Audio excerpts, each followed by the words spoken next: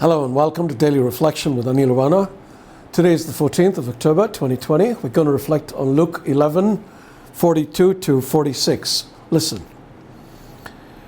Jesus said, "But woe to you Pharisees, for you tithe mint and rue and herbs of all kinds, and neglect justice and the love of God. It is these you ought to have practiced without neglecting the others. Woe to you Pharisees, for you love to have the seat of honor in the synagogues and to be greeted with respect in the marketplaces. Woe to you, for you are like unmarked graves, and people walk over them without realizing it." One of the lawyers answered him, "Teacher, when you say these things, you insult us too."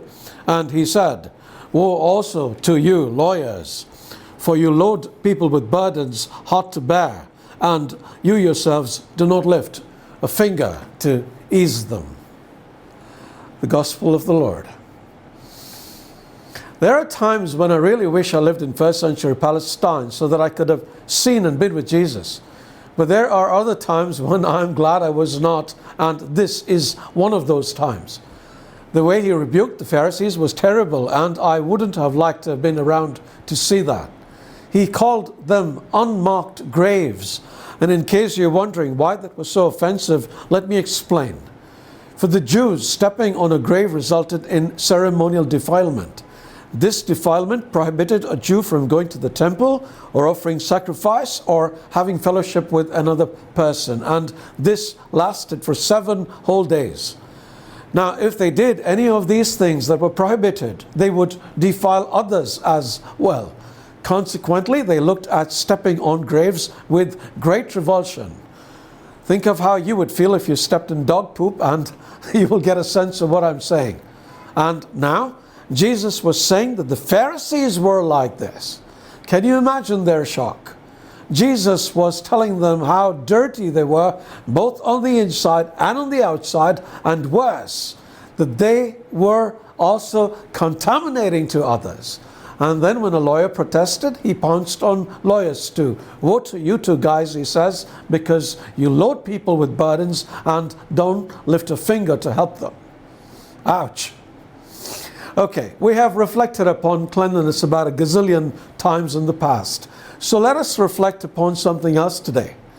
How would you have reacted if Jesus had scolded you as he scolded the Pharisees? It's a serious question. See, we always believe others need to be corrected for what they do wrongly, not realizing how often we are in the need of correction. And if we are corrected, do we accept it gracefully or do we react in anger? Unfortunately, most of us do not respond well to correction, and I can understand that. Correction stings, doesn't it? It isn't pleasant to discover that we're doing something wrong. And it's even less pleasant to have somebody point that out to us.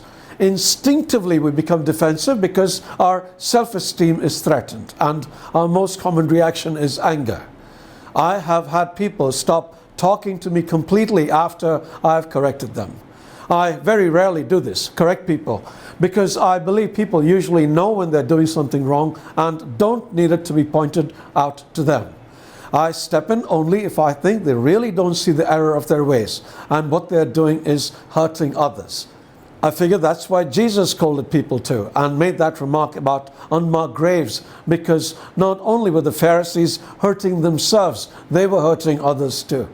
However, the reaction was typical. They got angry. In fact, they got so angry they wanted to kill him.